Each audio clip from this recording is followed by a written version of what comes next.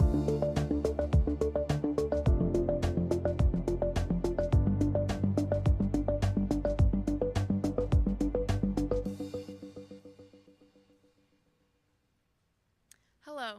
my name is Rachel Creighton, and I am a discussion group coordinator and a member of the Student Advisory Board at the Dole Institute. Welcome to the Dole Institute of Politics, and thank you for attending today's program. This spring series is presented in partnership with the Kansas Rural Center. Today's program will be live streamed and available on our YouTube channel. You can also access videos of past Dole Institute programs by visiting our YouTube channel at any time.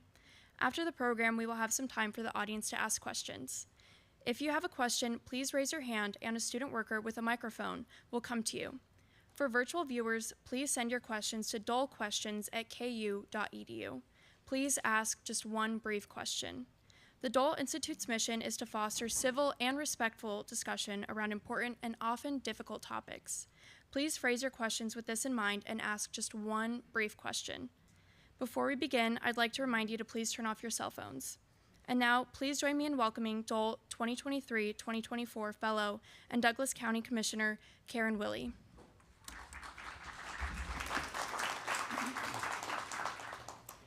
Thank you, everybody, for joining us here this afternoon. And as Rachel said, this is a joint program from the Kansas Rural Center, which is an organization, nonprofit organization that provides for the health of the land and its people.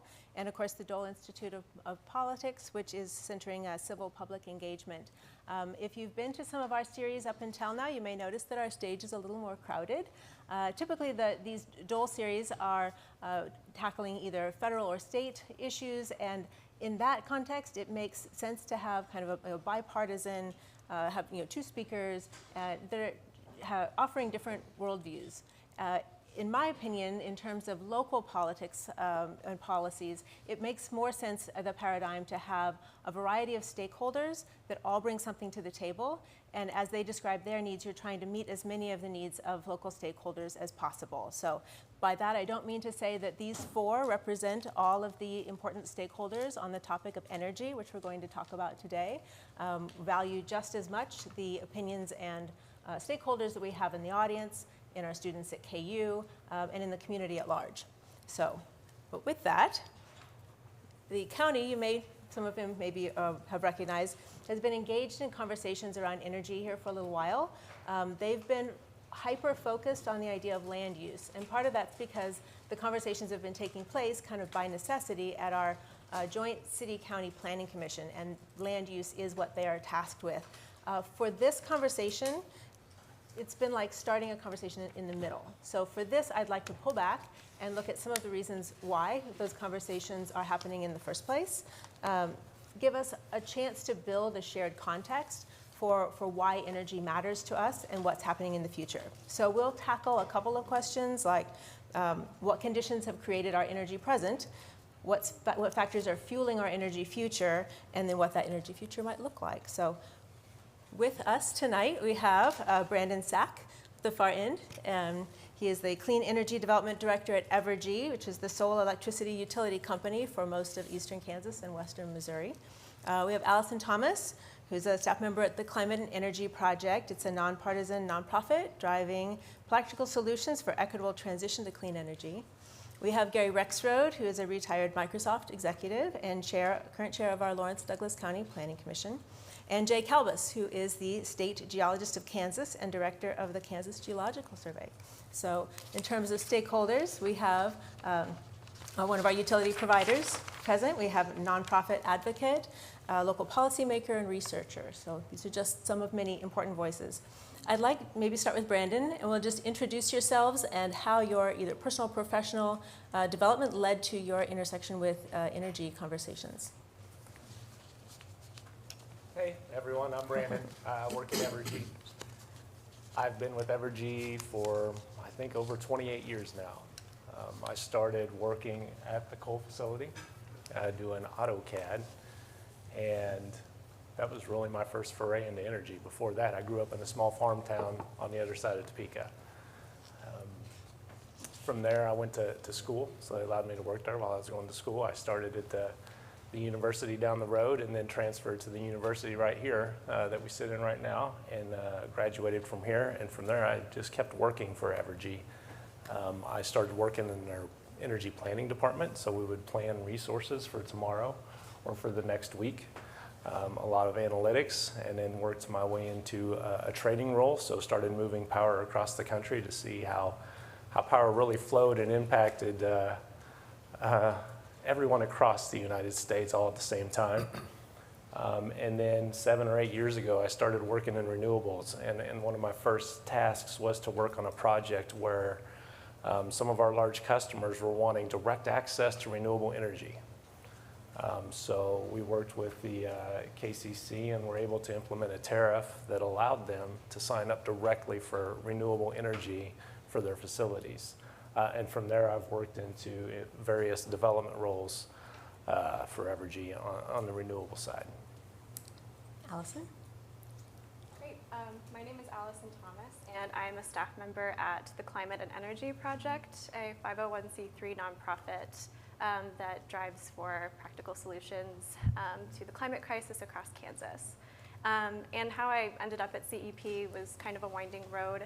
I went to K-State and pursued a degree in public relations, and during my time there, joined a couple of student advocacy groups, which really activated something in me, and that I realized that whatever I wanted to do after school, I wanted to have a personal connection and drive for it to really align with my values. And so from there, I graduated and I moved to Kansas City, and I worked at a variety of nonprofits, wore a lot of different hats as people do in nonprofits, and decided that I wanted to pursue a master's degree in social work. So I did that and went to KU Edwards, and got general training in both micro and macro, smaller scale and large scale work with clients and communities.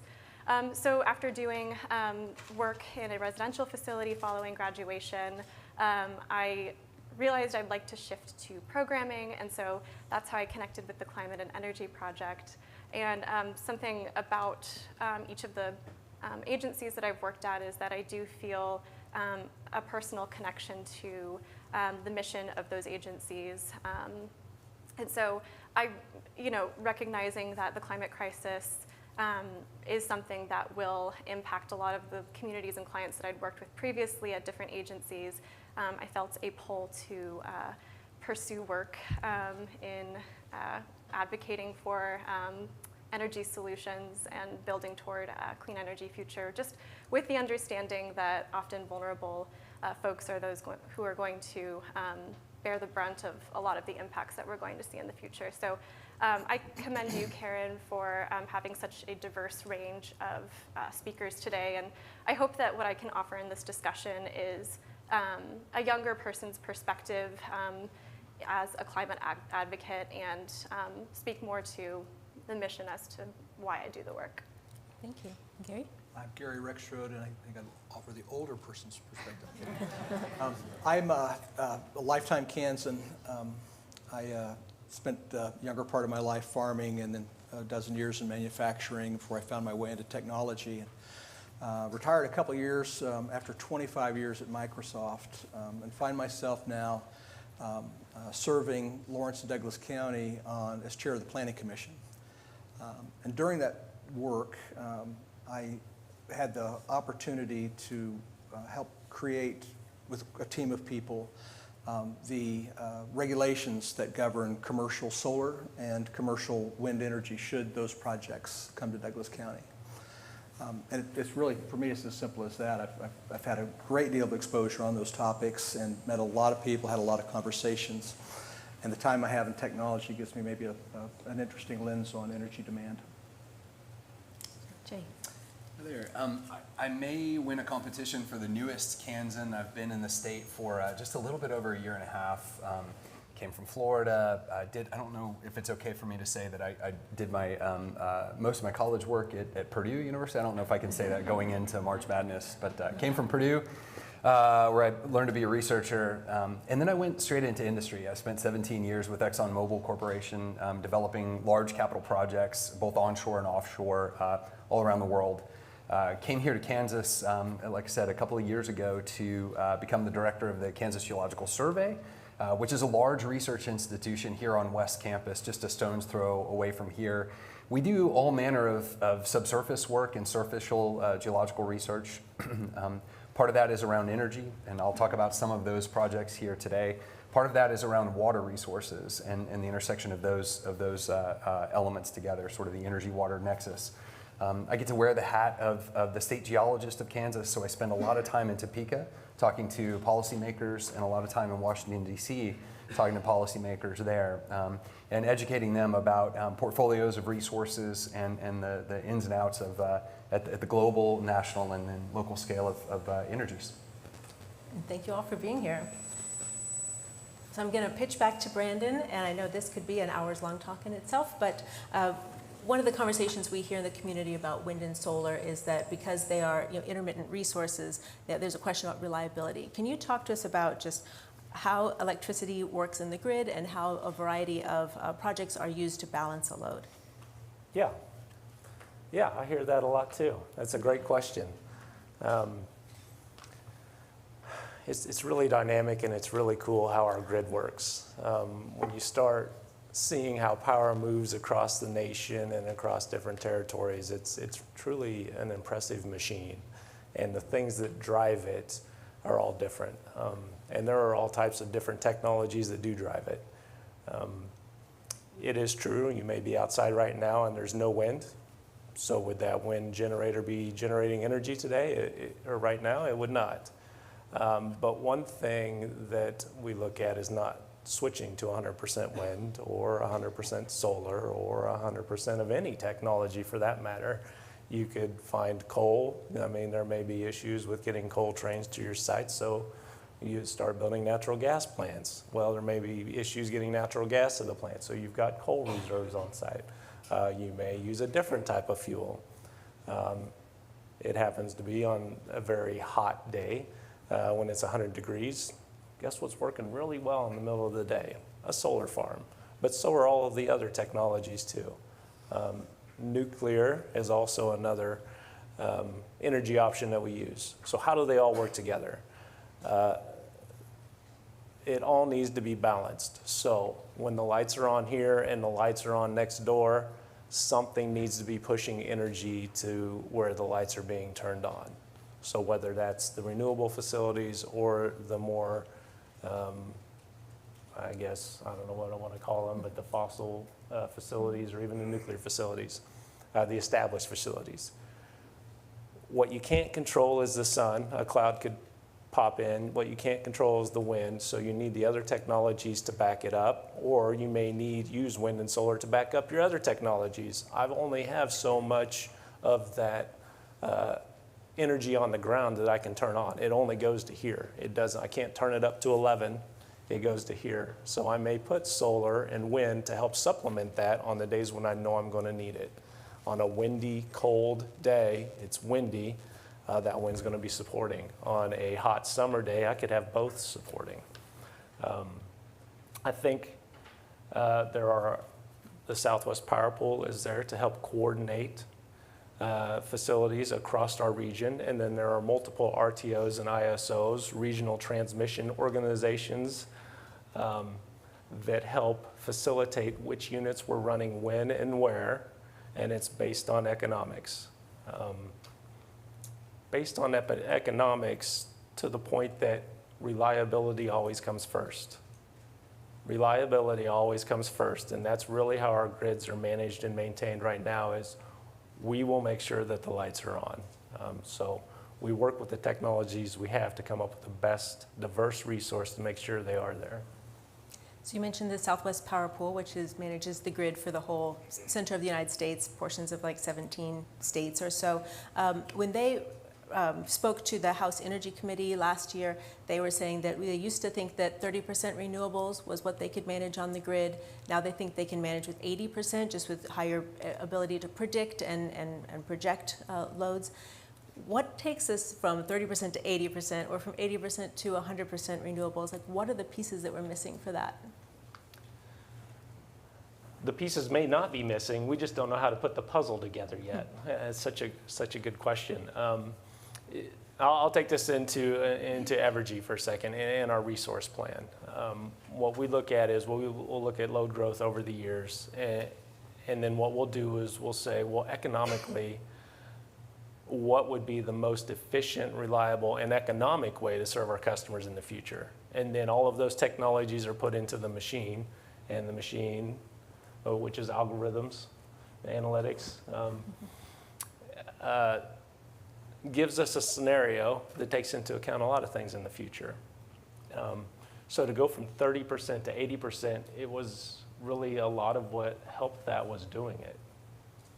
We've had times in SPP where wind has served a very large portion of our energy, but it's only for moments. It's not for entire weeks or months. Now, at some point, you have to have something that can be there when those resources aren't there.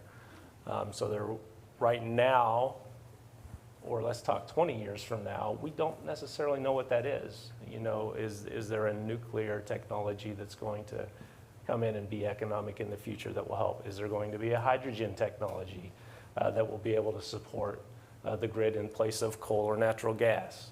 So when you look at our plan, there are places where we put a resource that is undetermined yet because we want to allow technology to take the place. You don't just pick the resource now. Let's see what happens. So what's the role of, like, our Lawrence Energy Center is a fairly old coal-fired power plant.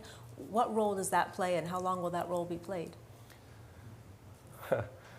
They're good machines. They've lasted 60, 70 years so far, but it takes maintenance to do that. And at some point, they just stop making parts. It's just like our car. You know, my 2006 4Runner is still running well, and I can still find parts, but in 10 years, I'm not sure I'll be able to find parts for it to keep it going. We do want to get to the point where older technologies like that are less efficient. They're harder, as more stringent air pollution controls come into play. It's harder to meet those regulations without major investments. And that major investment may be just in a different technology instead of rebuilding the one that we have. So they are getting older, but for now, they still meet the requirements, and they can still be fixed. So they're getting us past a point right now to where we can get to that future. So you mentioned reliability and price, and the Southwest Power Pool bids for that energy by the, for the next day by price. Can you kind of give us an overview of, like, the price range of these technologies, like once they're built and in place, how, like, from most expensive to least expensive, these different technologies at the moment? Yeah. It's a really confusing topic, even for me, and I've been doing this for a really long time. But the SPP market is actually a marginal market. It's not an all-in cost recovery market. So what it does is, now I've made my machine. Take your car, for example. Now I've bought my car. I've spent the $40,000 for my car, and if you can find a new car for that price, please let me know. Now that I have it, well, I want to drive over there. Well, it's going to cost me $50 to fill up my gas tank and drive over there. So that would be the type of price I would offer into the Southwest Power Pool. It's going to take me this price to get to that next mile. So that's how that market works. So wind and solar, once they're built, well, the sun shines and the wind blows. So that's $0 energy. When you look at natural gas, well, I have to pay for more gas to come into my power plant, so that's at a different price. Right now, that may be $15 to $25. Coal, also, I have to train that in, and then I have to burn it off of my pile. Same type of prices where natural gas is right now. And then nuclear. Well, nuclear, I've spent a lot of money on this power plant, and those little pellets don't cost a lot because they burn for a very long time. So, that may be in the single digits to offer into a marginal market. But at the end of the day, when I go look at my total cost of everything that I've built and recovered, those are the true prices of the energy.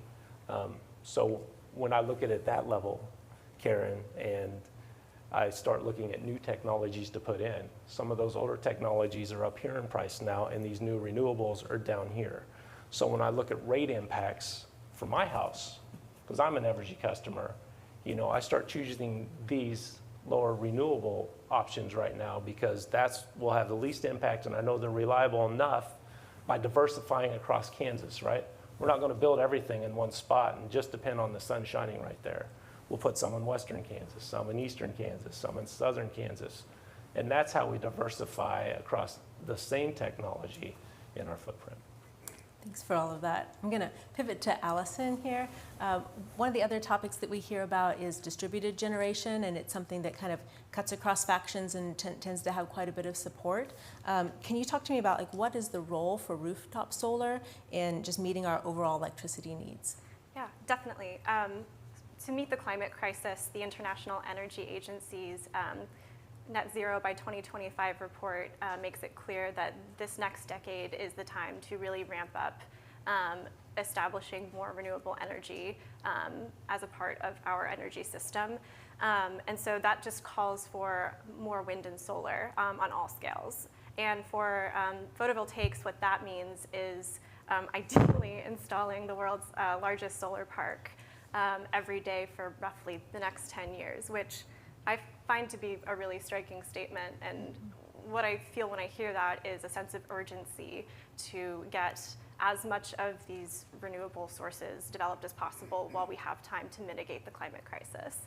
And rooftop is an essential piece of that pie. The Climate and Energy Project actually has a program called the Clean Energy Business Council, which is a network of organizations that want to expand renewable energy and energy efficiency across the state. And so that's definitely a priority in the work that I'm involved in.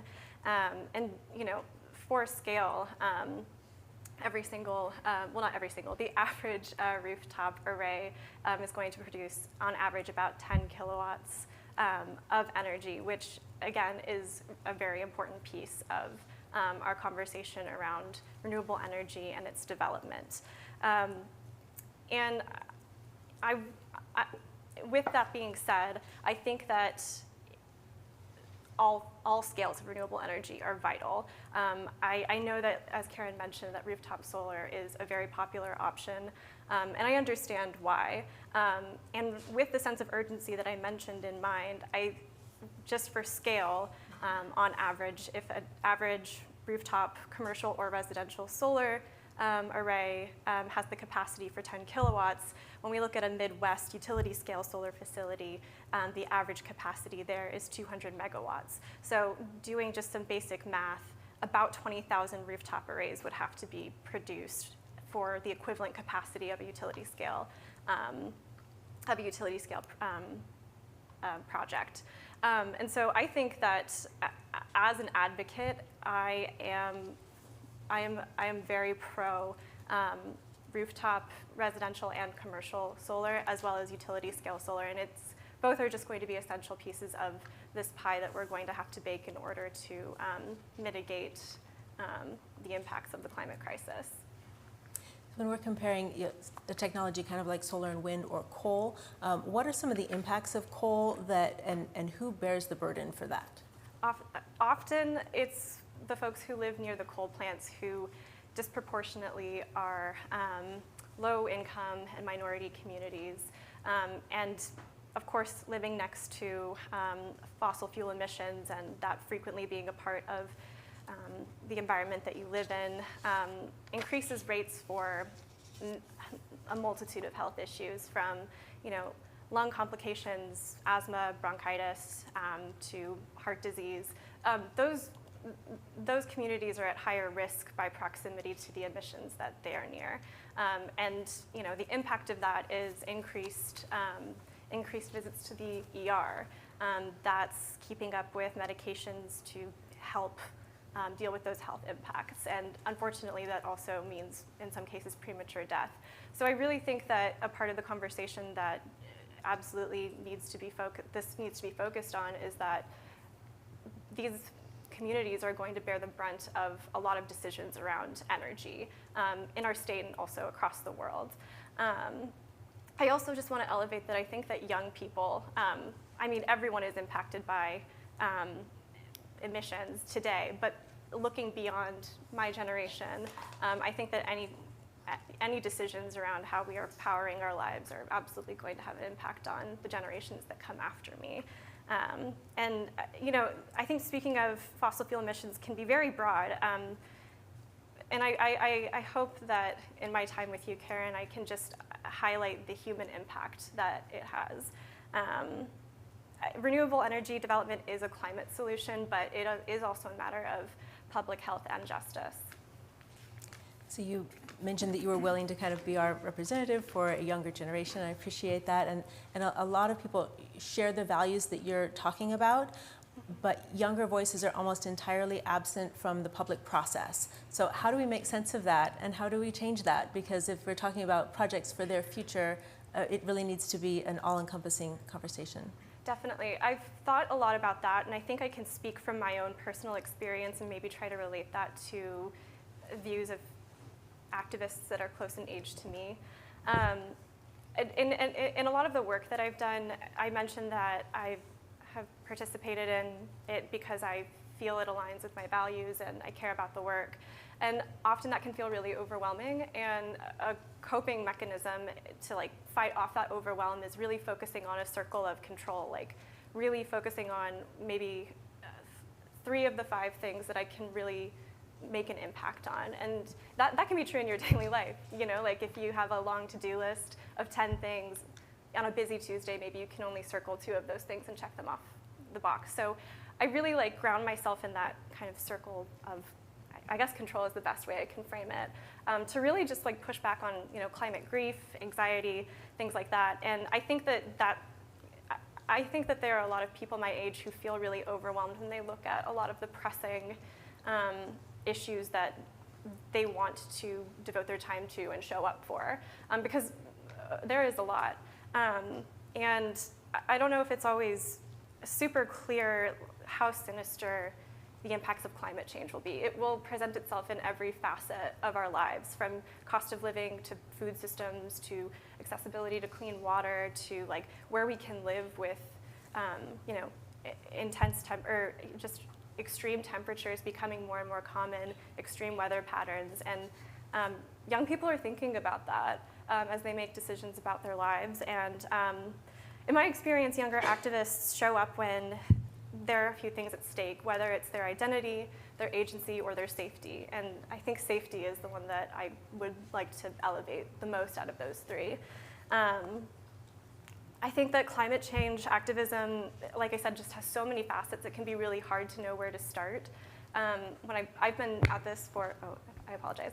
I've been at this for about 1.5 years, and when I started, I felt like I was drinking from a fire hose, and it still feels like that as I build my knowledge base on everything there is to learn and all of the ways to be involved in climate work and climate solutions, and making sure practical ones can come to fruition. And yeah, it can really be hard to know where to start. And so speaking to your question about, how can we get younger people to show up to community meetings, or, have a say in, local decisions, or, not become overwhelmed with all of the things that they could possibly be involved in regards to climate activism.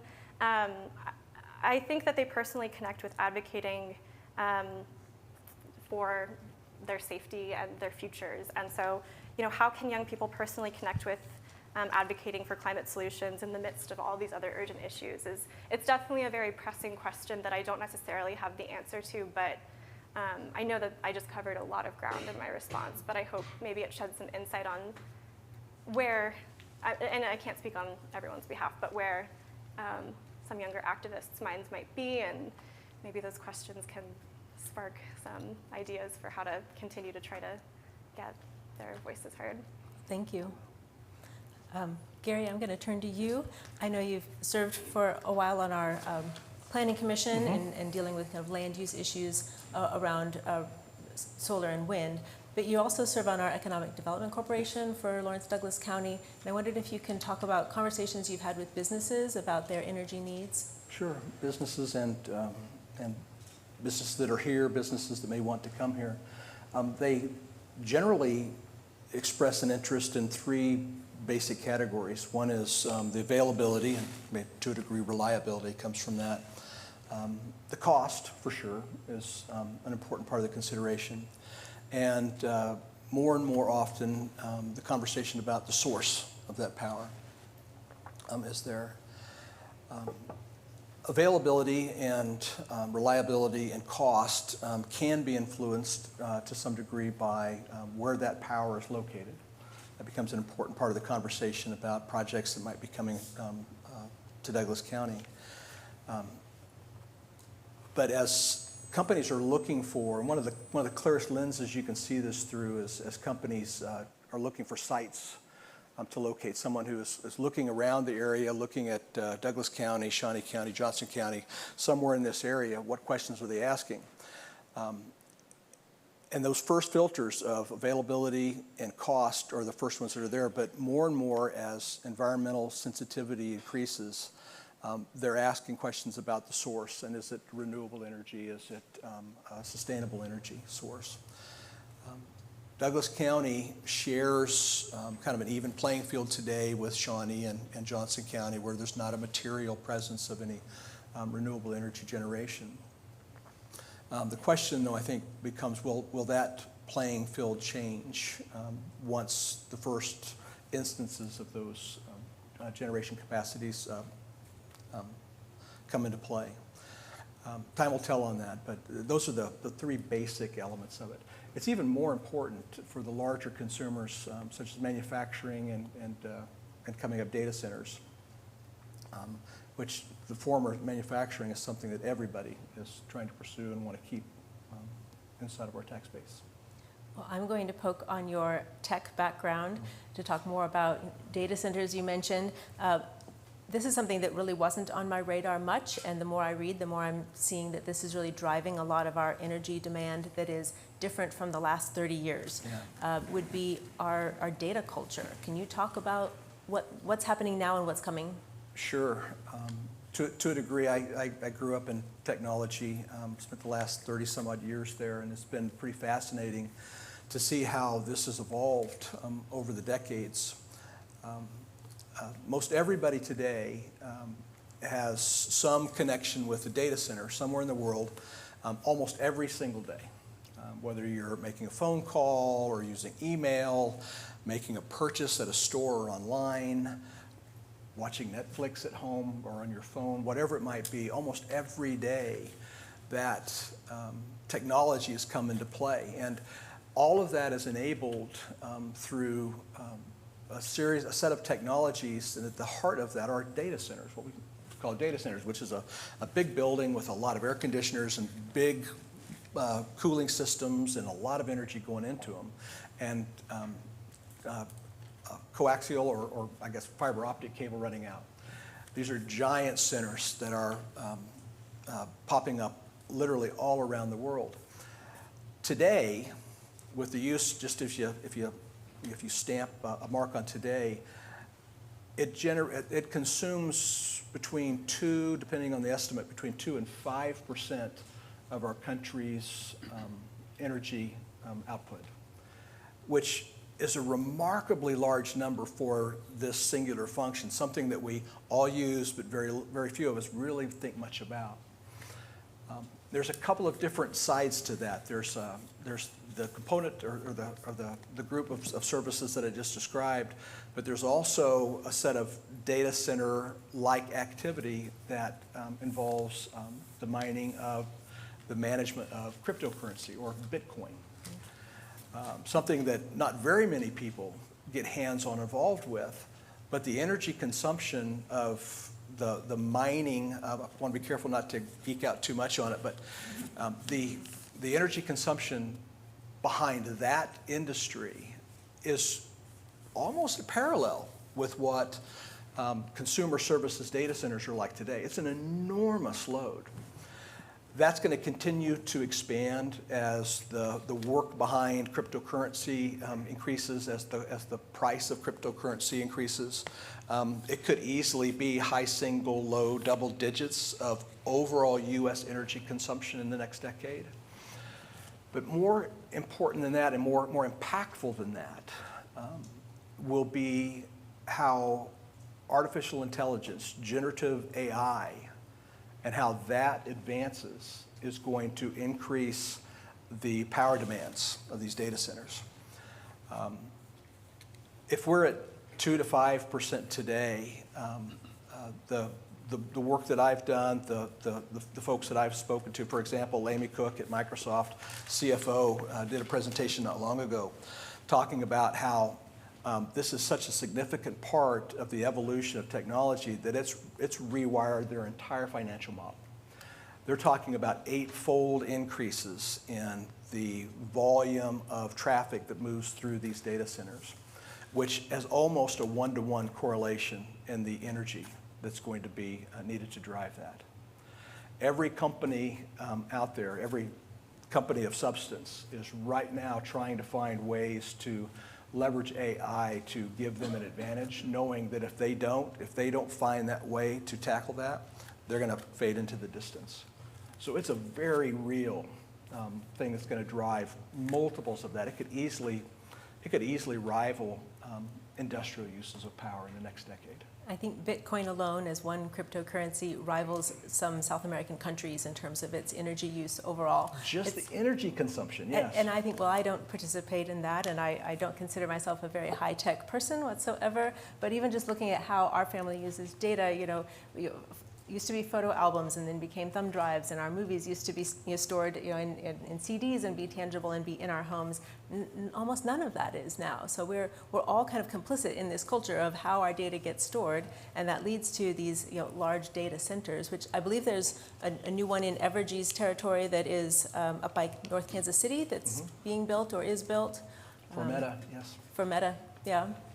So it is here and it is in our area. So. And anybody can answer this one if they'd like to, but in terms of the impact on demand, we have whatever our status quo might be, and then we're onboarding or bringing back onshore some manufacturing that had previously gone elsewhere. Then we've got these data centers coming up. Like what happens if we don't build capacity with some of these things that are already up and running, these trends? Yeah, I don't know, Brand, if you have any thoughts on that. Yeah. So there are billions and billions of dollars waiting to come to Kansas. And one of the first things they ask about is the power available to support what we need? And then, like you said, what's its source? The past 15 to 20 years, we've had no load growth in our area, and some of the counties and cities have probably seen maybe even something with the tax base follow the same type of trend. As these companies want to come, that's bringing people, that's bringing jobs, but if we can't supply the energy because we can't build anything fast enough or economic enough to even get them here, then we risk losing them to other areas that will. But who will? So who can work with the local governments, who can work with the commissions, who can work with the state houses, and even on a federal level. The federal level is starting to jump in and talk about transmission corridors, very important transmission corridors, ones they deem pertinent, may jump even the local regulations and rules. So I think the more we can keep it local and work with our communities, we can keep up with the demand, but nothing can happen overnight.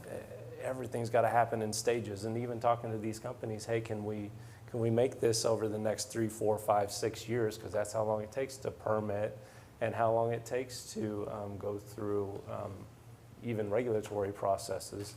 And then work with our regulators to make sure that the economic impacts work for everybody. Not just that company, but for everybody. There is a lot behind that question. Jay, you've been very patient. I'm going to get to you now. So you have a background in oil and gas, and Kansas is an oil and gas state. What is the future of those fuels? Are they stable? Are we depleting? What are we still using them for? That's a huge question. So they all are. Yeah, that's a big one. So there's no doubt that hydrocarbons. So when I'm talking about hydrocarbons, I'm talking about oil, natural gas, and coal. Hydrocarbons are very dense with respect to energy. So they're energy dense molecules. We have effective transportation mechanisms for moving them around, and we're used to them. They're energy systems that we're used to having in our gas tank, having in our homes, having in our neighborhoods. So they have a place, and the way that I'll kind of represent the place is sort of at the national level.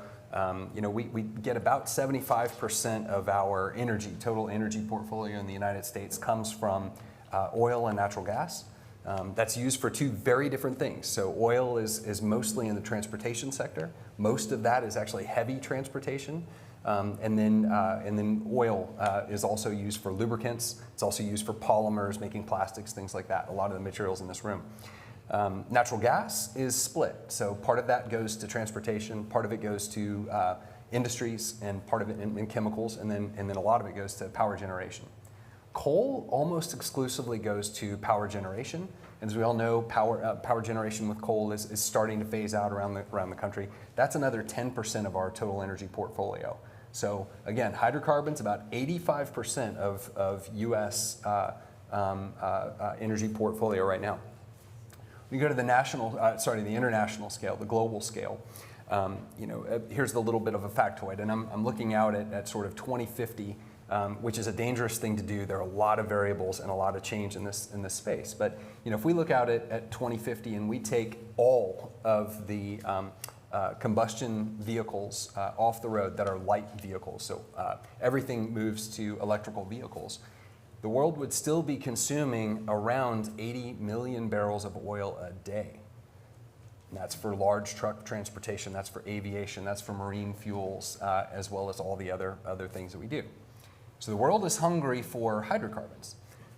At the same time, we have to be very cognizant that we're using hydrocarbons in a way that is not catastrophically warming the planet.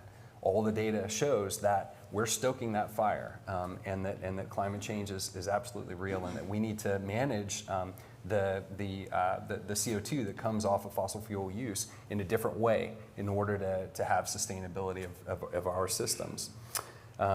So I like to think of it in a dual use system, or with a dual purpose. And I'll tell a remarkable story. So in my former life, we were developing oil and gas resources in the nation of Guyana, a South American country, and it's a major oil province now, just in the last 7 years.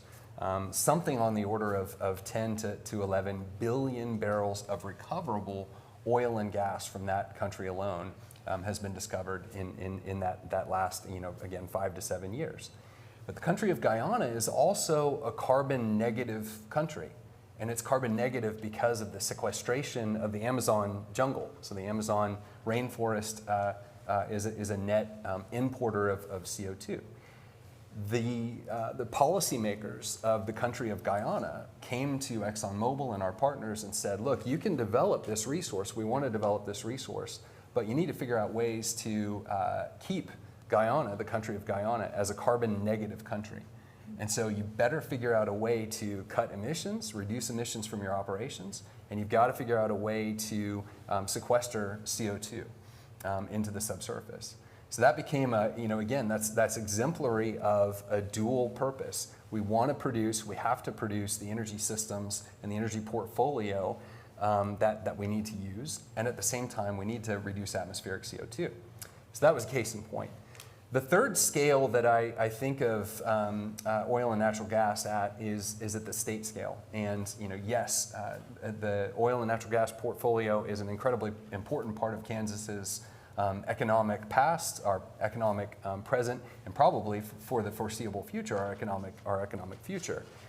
That said, we're in a state of decline. And so we've got to be looking at not only efficient use of those hydrocarbon resources, but we also need to be thinking about development of other energy systems locally that can be exported and utilized. So by other energy systems leads into my next question. You and I have gotten to talk about this a little bit, but talk about hydrogen and what the potential uses are of that and why that's kind of come on the scene recently. Absolutely. So, hydrogen energy is this fascinating topic right now. Hydrogen is kind of a Swiss Army knife of energy systems. So what do I mean by that? I mean that you can make hydrogen from a couple of different methods. You can use natural gas to do it. You can use water to generate hydrogen. There's even naturally occurring geologic hydrogen, which actually might be a thing here in the state of Kansas, which is pretty exciting.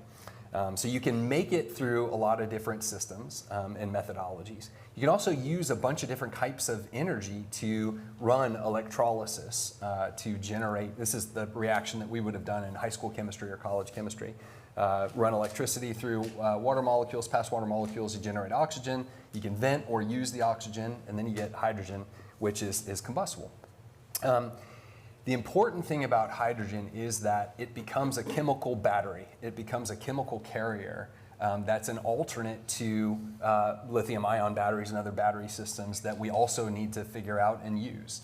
It becomes an alternate. And so it becomes, in places where you have plentiful wind and solar energy, it becomes a way for you to trap that potential energy, trap that into a chemical format so that you can transport it and use it later. And that's really the exciting thing.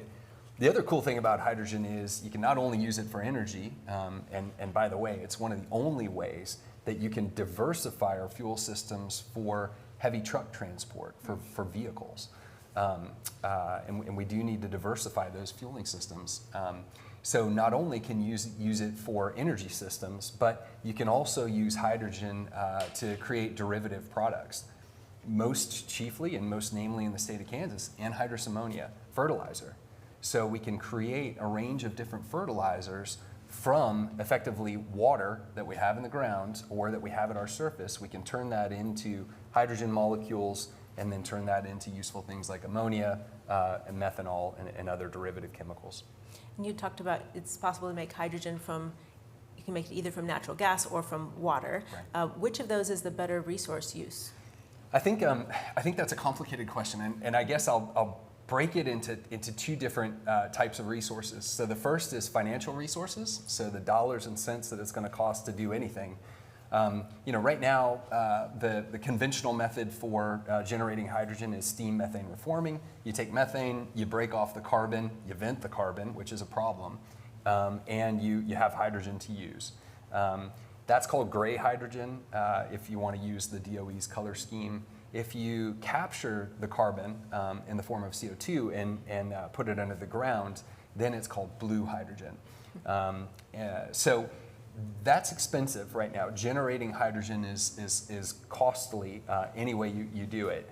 Steam methane reforming is the less expensive. It's the tried and true system right now. Electrolysis right now is expensive.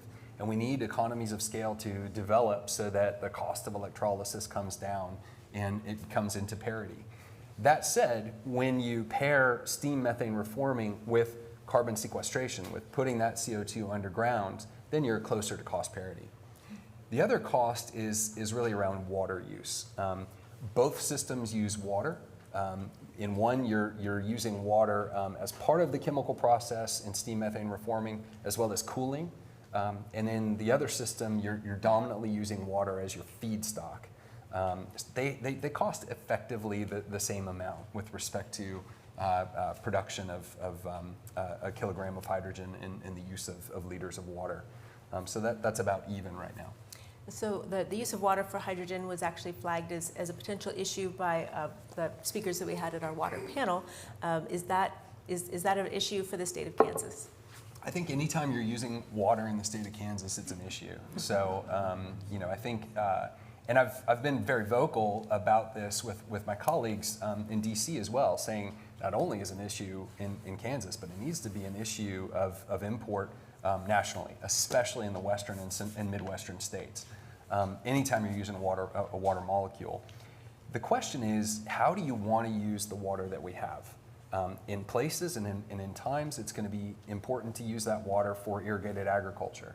In other places, it's going to be important to use that for municipalities. In other places, it's going to be important to use that for hydrogen potentially.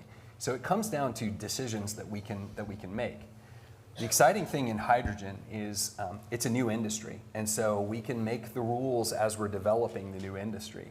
And so in places where we're pulling groundwater, for example, to make hydrogen, there are actually some beneficial use cases where we can actually conserve a considerable amount of water that would otherwise be used for other processes in the process of making hydrogen. And by the way, when you burn hydrogen, it's going to turn back into water anyway. It's just going to be water molecules that are somewhere else, Nebraska or Colorado or something like that. There are beneficial use cases. Anytime you're producing hydrogen, it has to go through filtration. There's no reason why you can't use water that's otherwise contaminated, bring that to the surface and use that to produce hydrogen, since it's got to go through filtration anyway. And then you're cleaning up a groundwater resource at the same time that you're producing a commodity. So there are trade-offs for sure, but the equation actually works out pretty favorably. So when you first came to Kansas and you were handed this project called the Hydrogen Hub, and there were a variety of projects written around the country, can you talk about what's the status of that at the moment? So I'm extremely proud of what we were able to do. The Hydrogen Hub is the Department of Energy's, the U.S. Department of Energy's initiative to try to create a national ecosystem of interconnectivity where you have hydrogen production from various different sources. Some is traditional sources, steam methane reforming, some is from nuclear, some is from wind and solar. But it all kind of works together so that you have, for example, interconnected transportation corridors that can someday support truck traffic, heavy truck traffic cross-nationally. So when you think of I-70 or you think of I-35, Kansas becomes very central. So we've, and then also, of course, agricultural production, ammonia production that I talked about. So little Kansas went a great long way, and we punched way above our weight in this national, international competition to be awarded a hydrogen hub. We were not named as a primary awardee, so the DOE is in their status right now of negotiations with 7 hubs that were named primary awardees. This is Houston, San Francisco, Chicago, Pennsylvania, others like that, and their neighboring states. But Kansas was named a dedicated alternate, so a designated alternate. There were a very small number of those, 1, 2, 3. We know that we were named one of those, and we think that our chances are excellent for a number of reasons. Those reasons effectively are, a fantastic export, fantastic market for hydrogen products, transportation, and hydrous ammonia. We have very high solar irradiance and very high wind velocities, so it's a really smart place to turn those commodities into stored hydrogen.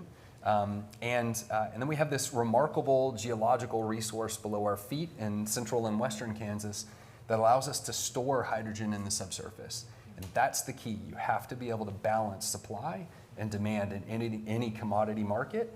This is one of the only places where you can do that at scale. And so we think that we're in a great position. So in terms of energy storage, I mean, we hear about the need, especially with wind and solar, to capture that and smooth out those trends. So we talk about battery storage, which is kind of a traditional technology. Hydrogen also can work as essentially a storage mechanism. And there are others also, I think you can do like underground, like air pressure and physical storage. I think that's another piece that will yet to be unlocked when you were mentioning kind of technologies as they come into the future. To start to wrap up a little bit, I'm going to pitch to all of you. In a few words, so from your point of view, like what are the main drivers to the transition to renewable energy sources? 'Cause not all of those drivers are climate change. Some of those are, but in kind of summarizing, like what is driving that change? I'm looking at Brandon, so we'll start there. Affordability and keeping the lights on. I say reducing CO2 and building renewable energy. Gosh, broad spectrum. Affordability for sure, impacts on climate change for sure, and a little bit of controlling our own destiny. And mine is definitely economics. I think that's a key driver. And then I think the other one is energy security. We want to be able to turn on the lights and get where we need to go on demand. That's a hard thing to do. And so I think that that's going to be a driver. Okay, can you kind of wrap up some of your thoughts, this will be our last question, and talk about what's your vision, good, bad, or indifferent, of our 5 and 25-year kind of energy future? And I'll start again with Brandon. I think over the next 5 years, it's going to be using the technologies that are available now. If you look at some of our planning, you will see wind and you will see solar. Battery storage has not quite yet made it out here. It's still a little bit on the higher end, but it works in other parts of the country. In 25 years, I think we could see a lot of different technologies. Even if it's utilizing the technologies we have now that may clean some technologies that we use. So don't just say it's got to be something brand new, because it probably will be something brand new, but it might be something brand new that transforms or makes something else cleaner, which we have definitely done in the past. When I think about the next 5 to 25 years, well, first of all, I feel hopeful, and I also feel anxious with such high goals to reach. I do want to highlight just the abundance of resource that Kansas has in both wind and solar. And I'm hopeful in the coming years that we'll continue to develop ways to capture that resource and utilize it for a clean energy future. So short term, my guess is, just based on how difficult I know it is to find our way through additional generation, that we're going to find ourselves in Kansas, Douglas County in Kansas, behind the curve. We're going to be behind energy demand. And that's going to ultimately have an impact. It's going to show up in economic development. 25 years, oh my gosh, that's might as well be a million years from now. What I like to believe is that we will find our way through those difficult conversations. We'll find our way through providing the energy generation that we need to meet all of the needs of Kansas, and that we're going to be leading in that. But honestly, I'm focused right now on that first 5. So 5 years, frankly, I think that we need to be very thoughtful in threading a needle. And what I mean by that is, the data that I have show me that I don't see oil, natural gas, the fossil fuels that we're used to. Yes, they will start to decline, and our use of them will start to decline. But they're going to be around for a while. But at the same time, we have to be able to reduce atmospheric CO2 concentrations to avoid really significant warming and climatic impacts. That is another driver. So I see us starting on that journey. We need to be able to control our own state destiny on injecting CO2 in the subsurface. That's called primacy. And I can see us starting to move into permanent storage projects at a larger scale. I think that we're very likely to see the initiation of Kansas as a central hub for hydrogen development and storage. At the 25-year scale, my hope is that we're very used to, at that point, sequestering carbon, taking it out of the atmosphere. And I see an interconnected ecosystem in hydrogen clean energy development. Thank you all for that. We're going to turn to audience questions. Go ahead, Rachel. We will now move on to the Q&A portion of the program. If you have a question, please raise your hand and a student worker with a microphone will come to you. For virtual viewers, please send your questions to dolequestions@ku.edu. Please ask just one brief question. The Dole Institute's mission is to foster civil and respectful discussion around important and often difficult topics. Please phrase your questions with this in mind and ask just one brief question. I would further ask that, kind of recognizing the expertise of the speakers that we have, there are a lot of voices and a lot of questions, but if we can kind of focus towards the expertise that we have up here. So go ahead.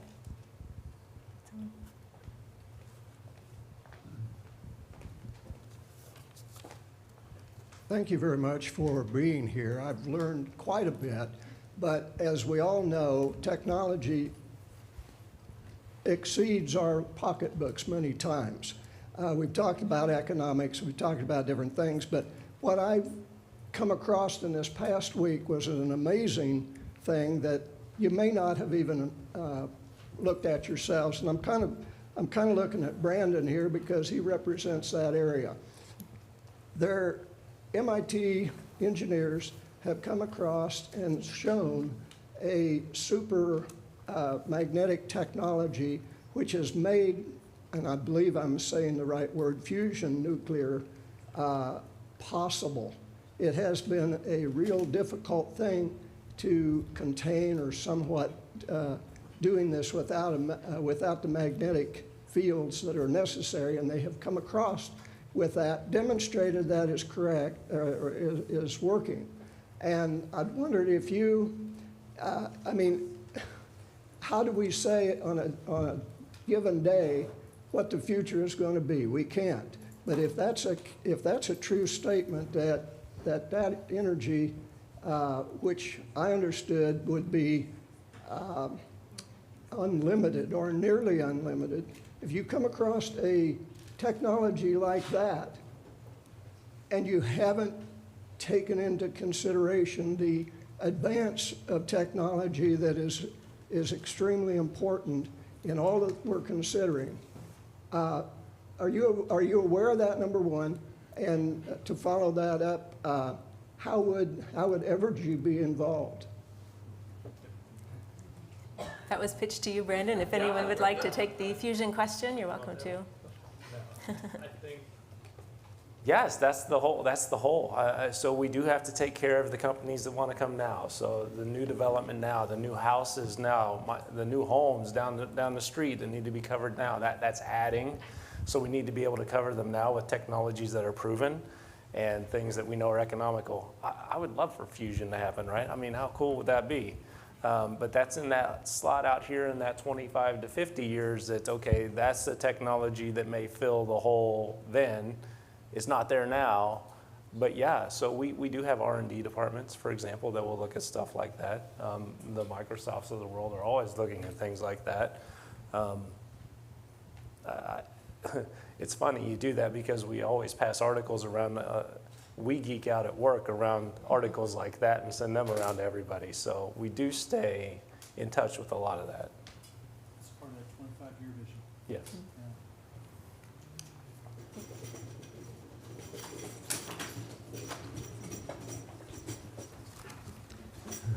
Thank you. Yeah, I have a question about energy storage facilities, research, development. It seems that storage is crucially important. It would help us decrease our reliance on fossil fuels, because if the wind blows a lot, you can store it, and then when it doesn't blow, you can use that stored energy instead of fossil fuels. So I'm wondering what is happening in the area of research development, and what should be happening in that area. And in that connection also, some people have suggested that the coal plant north of Lawrence would be an ideal place to convert to storage because the transmission facility is already there, the infrastructure is already there, and we know coal is causing health problems and global warming, et cetera. It would be a great place to start moving into more storage so we can use more renewables. So any thoughts of Brandon or Allison or anyone else on that? Anyone like to take the storage question? I touched on geological storage. I think, kind of when I break storage into two pieces, I really think about battery power and I think about stored chemical energy. And so, from the battery power perspective, I'll let other better informed people kind of talk about it. We know, though, that one of the things that you have to be able to do for an effective energy system is you have to be able to move those molecules around via pipeline or via truck or some other transportation system. When you're storing it as chemical. And it has to be safe and reliable. You have to be able to get it back when you want it, and it has to be safe and stored in perpetuity. And that's one of the reasons why Kansas is cool, because you can store stuff in salt, it's almost impermeable, and you can get it back from the geological perspective. A bigger challenge for things like hydrogen is moving it around at the surface is expensive. You have to refrigerate it to truck it. In any large quantity, and then pipeline systems have to be built in order to move it around. So that becomes a challenge, but the storage itself is actually far lower cost than building a battery. Anyone care to talk battery storage? I think it is an important part. I think in areas where energy prices are already elevated on the coasts, for example, they're building out their battery storage capabilities rapidly. And so economically, it makes sense there. What we see here is there's enough access to the other types of technologies that it's not quite there. We also see times in Kansas, let's take the winter storms that have rolled through. There's maybe not a lot of wind, and you're not going to get solar. So my storage only gets me to here. So if I use the current storage technologies, I may only have this. And then if we incorporate household storage, so demand response, things like that, great. But again, that's only a couple of hours or 3 or 4 hours, right? So until we get there and can really bridge that gap, you've seen Evergy's plan adding a natural gas facility to cover the new load coming, but that's cleaner than the other technologies available. Battery storage is always in our economic outlook as a technology that we evaluate every single year. So every single year, we evaluate whether battery storage makes sense.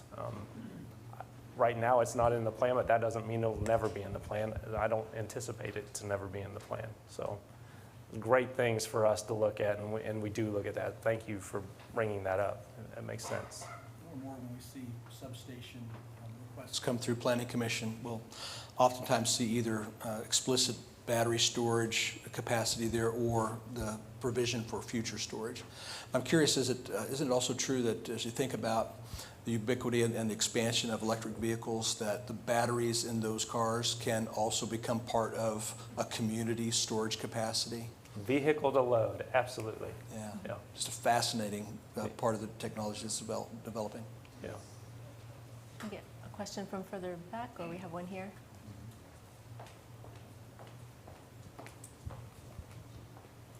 Hi, thanks for the panel. My question has to do with adaptation. Jay brought up water, and we know that our groundwater is being depleted. We're in a drought. Doesn't look like that trend is going to change. So my question is, how much water do hydrocarbon facilities require? And if the trends we see now continue, where will the water come from? Would you like to take that, Jay, as the resident geologist? Water for hydrocarbon. It's a good question that I don't know the answer to as far as volume of water. I think we're talking about cooling systems effectively. Or recovery, possibly, for natural gas. There's water used for that, or brine water. Yeah, the short answer is I don't know the answer to that question. Anybody else? Water used for hydrocarbons? I can give a perspective. Some of the newer technologies in the energy world use, they don't use cooling towers. They use air to cool the areas that they need cooled. Solar and wind don't use water. So those also come into play. So when we do talk about hydrocarbon facilities, every resource that is needed needs to be taken into account, and the cost that it would be over the life of the facility. But how much water? I don't know the answer to that specifically. One thing that I will say, and I think it's an important perspective, is the water resources in the state of Kansas are very different if you're talking about eastern Kansas versus western Kansas and central Kansas. We typically think of western Kansas, it's a semi-arid environment, about 18 inches of rain a year. We go and we measure by hand the water levels in the Ogallala aquifer, the High Plains aquifer, and so we have a pretty good understanding of the water table there and how much water is there. The questions that we ask in the western part of the state are really about long-term trajectory, long-term decline of the High Plains aquifer. When we go to the eastern part of the state, we typically think of it as much rainier area. It's more of a humid environment. We get about 10 inches additional rain per year on average here. The problem here is more about intermittency of the streams themselves. And so, yes, you have a better long-term trajectory but you have much higher amplitude and higher frequency swings in the available water for industrial processes, for cooling systems, hence the reservoirs, hence the large reservoirs. I think the state of Kansas has done an amazing job through its history of ensuring water use and safe water use. I think it really comes down to very effective planning of what water we have, what allocations exist for what uses, and then trying to project out in different scenarios about how dry could it get, how hot could it get, when could we need power that's going to draw extra water. So those are the types of calculations that we need to and are doing. This wasn't quite the question, but I'll tag on what I'm reading about data centers is their energy needs are not just for pushing electrons in terms of storing the data itself, but also for the cooling that goes on there, and much of that is water driven. It's evaporative cooling and such. So that is a piece of the puzzle that surprised me as I was reading. Yeah. When they set up a new data center, they have 3 plugs. There's one for water, one for power, and one for IP. Otherwise, they're a sealed box. Yeah. We have any questions maybe in the back half of the room? Got one here. Yeah, you all did a great job covering, I think, some of the challenges and opportunities that we're faced with here. I was just wondering if you could talk, any of you, I'm not sure who's best suited for this, about the role of efficiency or managing that in terms of meeting our future electric demands or power demands. Excellent question. What's the role for efficiency? We do an awesome job, especially in the United States, especially in the Western world, I guess I'll say, the OECD nations, of driving up efficiency, improving our efficiency. Awesome, we should pat ourselves on the back. But then we go out and instead of having one 75-inch television, we have 2 or 3. So it's a problem. We're all guilty.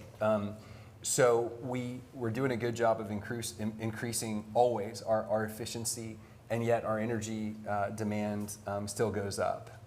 And so certainly globally, and then certainly domestically. So it's something where we've got to have efficiency with discipline at the same time in order to really see decreases in energy demand. I could say that I know that AI, one of the first implementations of machine learning and AI were designed to help drive down costs of data center consumption, finding ways to make those systems more efficient, more affordable. And they've had a material impact, but they reach a bottom of that at some point. So I'd add a little to that, so that this last 30 years, when our demand has stayed relatively flat in the United States, much of that has been attributed to gains in efficiency. However, I think maybe some of that was also because manufacturing was leaving the country, so I think that probably added to it too. When I was looking over, it's actually the Lawrence Livermore energy audit diagram that would have been nice to share, but that's something that Jay had shared at a county commission meeting.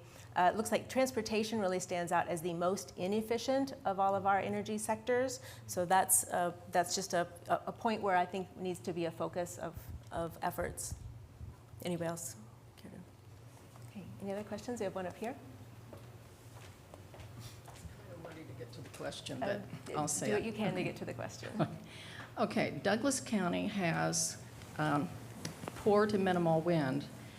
You need at least 9 miles an hour winds to turn a 2-megawatt turbine blades.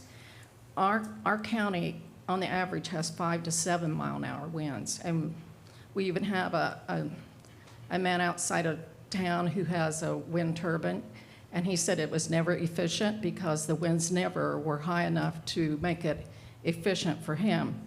So one question is, why are energy people looking at Douglas County when our wind isn't efficient enough to do the wind turbines?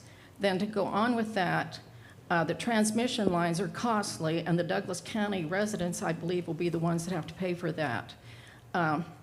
Also, any energy we make in Douglas County will not stay in our county. It will go to the Southwest Power Pool. So that's where when we don't have enough energy, that's where we will get it back, Gary. We'll have to pay for it coming back to us. I think we've got 3 questions. Let me go One ahead and repeat those so we can get started. Let me finish this while I'm still shaking. Then, let's see, I made it to there. So would companies want to come into our county if there were not federal subsidies? I doubt it. And will the energy companies help pay for the transmission lines, or is it all on the people? Okay, let's tackle at least the first of those 4, and we'll see how many we get through in our time. The wind resource in Douglas County versus other places. Does anybody have any knowledge base on that? That's from the National Weather Place map, where I got that information. I don't have any specific background in overall wind patterns. I can say that as we've gone through the work writing regulations, we've seen an awful lot of information that's been provided by industry, and from their perspective, they do wind studies. They make decisions based on where they believe the wind is and if it's adequate. I'm certainly no expert on that, though.